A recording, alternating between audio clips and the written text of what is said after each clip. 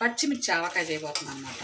ఇందుకు orange colour పచ్చిమిరపకాయలు కడిగి శుభ్రంగా చేసుకొని తుడిచి కట్ చేశాను.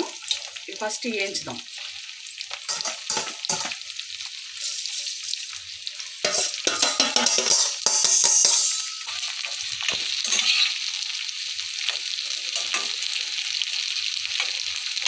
పచ్చిమిర్చి ఆవకాయ, ఇది పచ్చిమిర్చి కూడా కాదులే, పండు మిరపకాయ.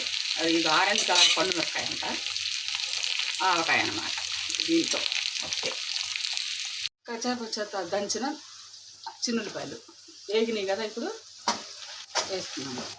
తర్వాత అవి పెద్ద కారం లేవు మిరపకాయ, సో పండు మిరపకాయ రుద్దుని కారం.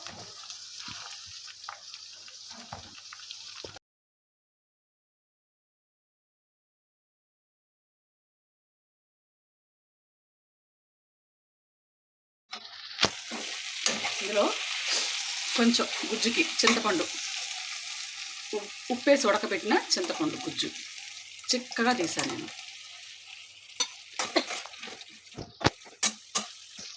కొంచెం ఉడకాలి.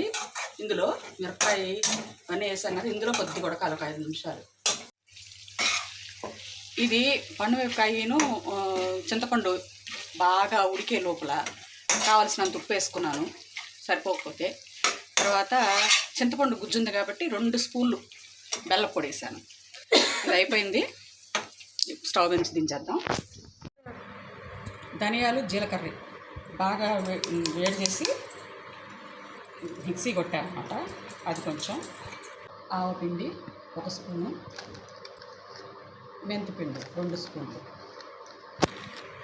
వేస్తాను.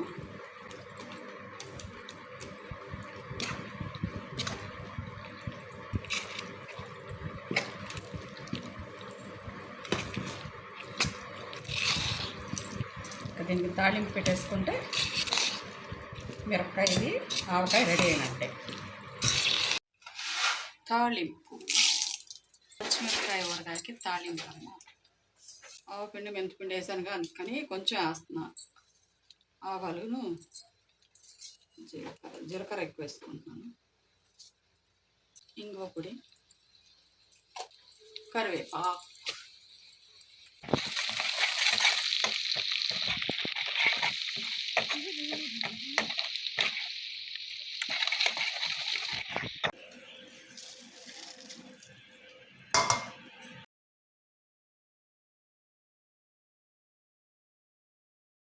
మిరపకాయ ఆవకాయ రెడీ అయిపోయింది.